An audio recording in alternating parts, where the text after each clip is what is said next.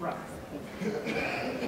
Today, and part of the reason history is so unpredictable, we've had many scholars try, even more recent books, that tried to make the case that this was all well and good, that the Eisenhower administration stood on its organizational record, that then Eisenhower wasn't really in charge of his administration, and this was really his attorney general.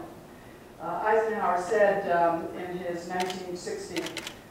1967, as he looked back on his presidency, he said, "Now, if there was anything good that was done, they mostly wanted to prove that it was someone else who did it, and I went along as a passenger."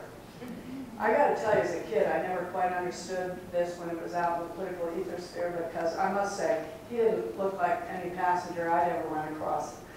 This is somebody who was clearly in charge of his world, his space, and his intellectual approach. Herbert Brownell, the famous Attorney General who was indeed an activist in civil rights, also wrote in his memoirs his response to this idea. He wrote, "Eisenhower was so completely the boss that I can't but be amused when I read or recall the criticism from time to time that he wasn't in charge of the government. He delegated a great deal to his cabinet officers, but he exercised control behind the scenes. There was never any doubt in the Eisenhower administration about who was in charge and who made the decisions. The president did."